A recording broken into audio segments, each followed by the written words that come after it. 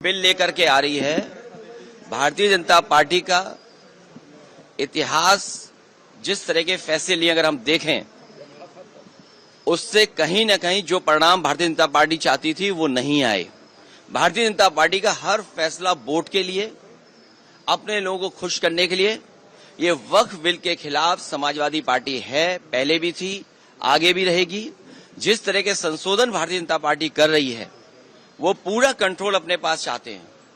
जो administrative power है वो पूरा का पूरा अपने पास रखना चाहते हैं। इस देश ने वो समय भी देखा है कि जिस समय एडमिनिस्ट्रेटिव गलत फैसले की वजह से भारत की जो संस्कृति रही, भाईचारा रहा, उसके खिलाफ खाई पैदा की है। और अगर हम इनका जो फैसले लिए अगर पलट करके देखें, एंग्लो इंडियन बिल जिसमें कि सदस्य एक बनता था, चुन करके आता, वो अपॉइंट होता था, वो बिल ले लिया वापस, वो आरक्षण छीन लिया।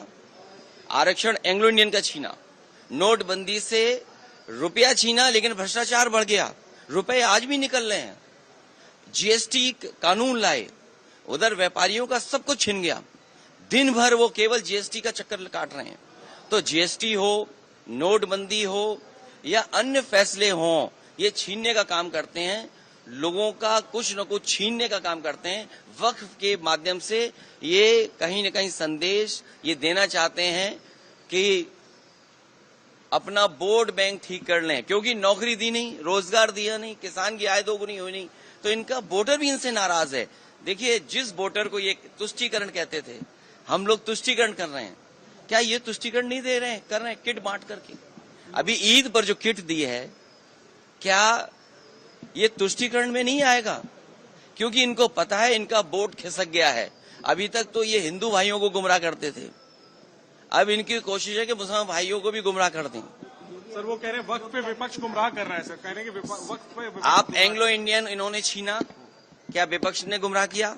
आपने आरक्षण छीना, जो यहाँ पर लोकसभा में चुन करके आते थे, असेंबली में अपॉइंट होते थे, तो वो छीना आपने।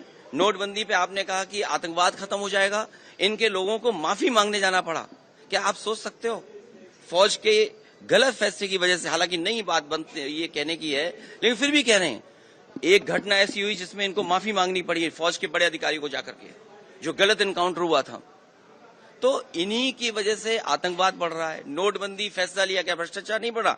एक व्यापारी उत्तर प्रदेश में, जिसके इत्र व्यापारी था, कारोबारी, 250 करोड़ रुपए निकला था नोटबंदी के बाद, और ये कहा गया समाजवादी पार्टी का है।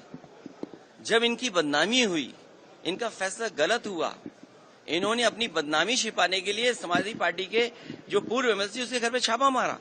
तो जीएसटी सरलीकरण कह रहे थे, इसी लोकसभा में आजादी की तरह जश्न मना था जीएसटी का।